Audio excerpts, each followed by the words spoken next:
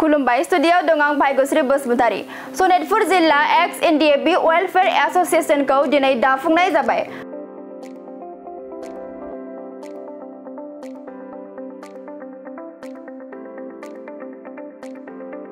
सनितपुर जिल्लानि सिङाव थानाय एक्स एनडिएफबिनि सोद्रोमाफोरखौ लानानै जिल्लानि सिङाव थानाय बाटासिपुर मिलन गेजेर फरायसालियाव सनितपुर जिल्ला एक्स एनडिएफबि वेलफेयर एसोसिएशन आफादखौ दिनै दाफुंबाय। दिनै बिटिआरनि इयाम रन्जित बसुमतारी आरो एक्स एनडिएफबि वेलफेयर एसोसिएशननि आफादगिरि रुजुगोरा मोसाहारि लोगोसे नेहाथारि दानसोरां नार्जारि बिथांमोननि नुजाथिनायाव सनितपुर जिल्ला एक्स एनडिएफबि वेलफेयर एसोसिएशनखौ दिनै दाफुंनाय जाबाय। सनितपुर जिल्ला एक्स एनडिएफबि वेलफेयर एसोसिएशननि गोदानै बिबानगिरिफोरनि गेजेराव आफादगिरि महरै गजेन बसुमतारी आरो गाहाय नेहाथारि महरै अलंबार गयारी बिथांमोनखौ सायख'नाय जाबाय। बे सनितपुर जिल्ला एक्स एनडिएफबि वेलफेयर एसोसिएशन दाफुंनाय हाबाफारियावनो इयाम रन्जित बसुमतारीया बाहागो लानानै खौरांगिरिनि गेजेरजों सेप्तेम्बर दानाव जानो गोनां बिसायख'थियाव सनितपुर बिस्वनाथ जिल्लायाबो भट होफानो मोननो हागौ आरो साफ्रोमबो एनआईए केस थानाय बिथांमोना उदां जानो थांगासिनो दं होनना फोरमायो।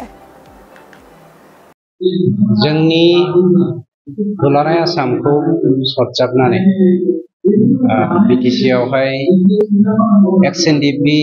वेलफेयर एसोसिएशन दानाय जादों आरो बेनि गुबै थांखियानो जादों जोंहा एनडिएफबि हिसाबै जा खामानि मावबोबाय 33 बोसोर जोङो सोमावसारबोबाय। सोमावसारनायनि उनाव 2020 मायथाइनि 27 जानुवारि एकर्ड जाबाय। बे एकर्डनि उनावबो जोंहा माखासे खामानि मावनो गोनां दङ। जाय खामानिखौ मावनो थाखाय जोङो स्पेसियेलि एक्स ग्रेसिया केसेस उइथड्र खालामनाय, रिहेबिलिटेसन पेकेज, जेलाव थानाय जोंनि मावथि दैदेनगिरि लोगो बिथांमोननि खामानि मावनाय, बेफोर खामानिखौ जोंहा मावनो गोनां दंबावो। नंखायनो गभर्नमेन्टजों थाफानानै जेराव जों गभर्नमेन्टआव दङ, बिटिआर गभर्नमेन्टजों दंफायो मानव गेदेर प्रमद बर' आरो मुस्रि मानव गेदेर जोंनि गबिन्द बसुमतारीनि दैदेननायाव जोंनि दा इउपिपिएल सरकार दादों। बेवहाय जों थाफानाय हिसाबै जोंखौ बिटिआर सरकारा मानव गेदेर गबिन्द बसुमतारी, दुलाराय बर' फरायसा आफादनि आफादगिरि दिपेन बर' आरो आंखौ सरजाबनानै मोनसे कमिटि बानायनानै जोंनि जेसेबां एक्स एनडिएफबिफोरनि खामानि मावनांगौ दङ, केस उइथड्रखौ लानानै जोंनि जेलनिफ्राय बख'नांगौ जोंनि बिदा फंबायफोरखौ लानानै, एक्स ग्रेसियाखौ लानानै, रिहेबिलिटेसनखौ लानानै बेफोरखौ मावनो दायित्व होनाय लेखा जोङो गभर्नमेन्ट बडियाव थानानै थोंजोङै जोङो प्रेक्टिकेलि मावनायाव माखासे फिल्ड सार्भे खालामनाय उसुबिदा जानायखाय जोङो एक्स एनडिएफबि वेलफेयर एसोसिएशन दानायनि गेजेरजों बे खामानिखौ मावफुंनाय जादों आरो दिनै जोंनि सनितपुर जिल्लायावबो एक्स एनडिएफबि वेलफेयर एसोसिएशननि जोंनि जिल्ला पर्यायनि मोनसे आफादखौ जों दानानै दिनै दायो जोङो मिथिनो मोनदों एबा खोनानो मोनबाय जे थांनाय माखासे साननि सिगाङाव नैबे सनितपुर आरो बिस्वनाथनि माखासे गामिफोरा बिटिआर आव सोसनजाबाय। दा गोबां मानसिफोरनि गोसोआव सोंथिया सोमजिदों जे बै सोसनजानाय गामिफोरा नैबे फैबाय थानाय बिसायख'थियाव होनो मोनगोन ना मोना होननानै। दा बेनि सोमोन्दै ओरैनो गभर्नमेन्ट अफ आसामा 62टा गामिखौ अलरेडि गनायना लाखाबाय सिमना हिसाबै, आसामनि बर्डार सिमना हिसाबै। बे 62टा गामिखौ गनायनायजों लोगोसे जोंनि साहा ओनसोल जेसेबां मानि फरेस्ट एरियायावहाय वाइल्ड लाइफ सेंसुरिनि गेजेराव बा रिजार्भ फरेस्टनि गेजेराव थानाय बर' गामिफोरखौ जों दिनैबो सोसननो हायाखै। अब्लाबो बिथांमोनाबो बिटिआरनि सिङावनो हाबफाबाय। थामहिनबा बिटिआरआ गहपुरसिम एक्सटेनसन जासे जानानै लखिमपुर जिल्लानि मोननै गामिखौ जेराव सरजाबफाबाय। दा बे गासै गामिफोरखौ लाफानानै जोंनि बिटिआरआ मोनसे आबुं महर मोननो थांबाय। बेनिनो एडमिनिस्ट्रेटिभ एप्रुभेलखौ बावैसोनो आसाम गभर्नमेन्टआ जोंनो होसिगोन आरो जोंहा फोथायनाय दङ जुदि अबंलावरिया जोंखौ बर' हारिखौ मोजाङै मोजां आशीर्बाद होनानै दैदेनलाङोब्ला सेप्तेम्बर दाननि जोंनि जा बिसायख'थि जागोन, बे बिसायख'थियाव सनितपुर जिल्ला आरो बिस्वनाथ जिल्लायाबो भट होफानो थाखाय मोननो हागौ। सनितपुर जिल्लायाव मोनसे बेबायदि बिथांमोना दाबाय। दा बेनि गेजेराव नोंथाङा मा मेसेज? जों दिनै एक्स एनडिएफबि वेलफेयर एसोसिएशन हिसाबै थांनाय 2024 मायथाइनि 15 अक्ट'बराव जिथु जोंखौ गासै एक्स एनडिएफबिफ्रा लोगो नांनानै मोनसे आफाद दाना होनानै आंखौ आफादगिरि आरो दानस्रां नार्जारि बिथांखौ नेहाथारि हिसाबै जोंखौ दाना होखांनायनि उनाव जों बिटिआरआव जिहेतु दिनैसिमहालागै मोनस्नि माने जिल्ला दिनै बे कभार खालामनानै दं आरो बे मोनस्नि जिल्लानि एक्स एनडिएफबि जेसेबांखिनि मावथिफोर दंमोन बारग' एनडिएफबि मावथि आरो दैदेनगिरि बिथांमोनखौ लानानै जोङो जिल्ला लेभेलाव मोनसे आफाद जोङो दाना लानो हादों आरो थिग बिदिनो दिनै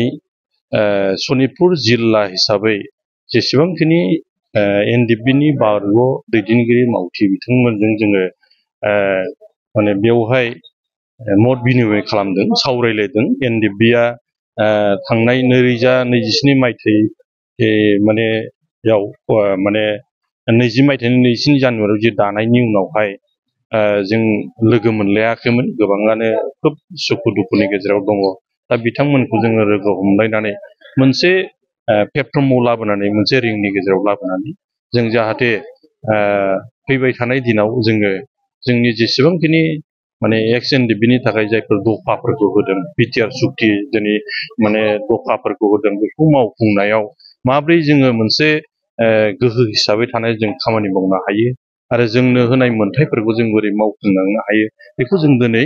सनितपुर जिल्लानि नैबे मिलनपुर गेजेर माने जि फरायसालि बाटासिपुर होनना बुङो धेकियाजुलिनि सिङाव बेयाव जोङो हाइ स्कुलाव जोङो एमइ स्कुलाव जों सावरायलायदों आरो बे सावरायनायनि उनाव गासै बेयाव एक्स एनडिएफबिनि जेसेबां बारग' माने बिबानगिरि दैदेनगिरि बिथांमोन दङमोन बिथांमोनखौ माने लोगो लालायनायनि उनाव सावरायनायनि उनाव जोंहा बारग' एनडिएफबिनि दैदेनगिरि बिथां गजेन बसुमतारी बिथांखौ आफादगिरि आरो बारग' एनडिएफबिनि माने दैदेनगिरि अलंबार गयारी बिथांखौ गाहाय नेहाथारि हिसाबै दिनै जोङो सनितपुर जिल्ला जोङो एक्स एनडिएफबि वेलफेयार एसोसिएशनखौ जोङो दानानै लानो हाबाय आरो जों आसा खालामदों फैबाय थानाय दिनाव जिहेतु जोङो एनडिएफबि हिसाबै जोंहा सानैसो आरो एक्स केसिया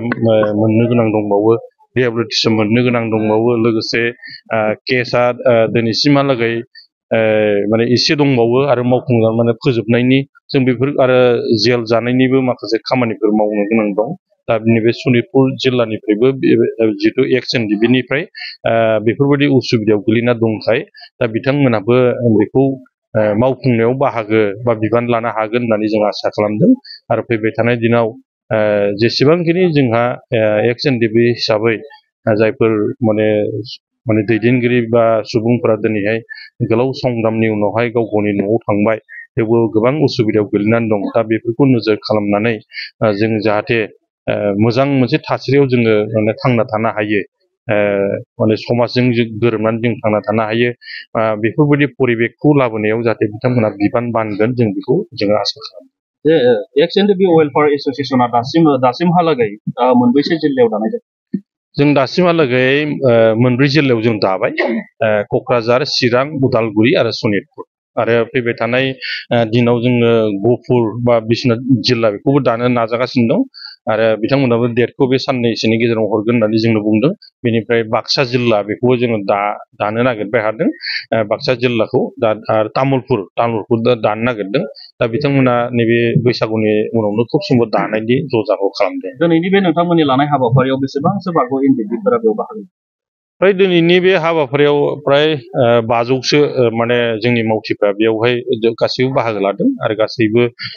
खोब स्ट्रंलि बेयावहाय माने फैबाय थानाय दिनाव खामानि मावगोन होननानै बिथांमोना माने गाव गावनो माने ओंखारबोदों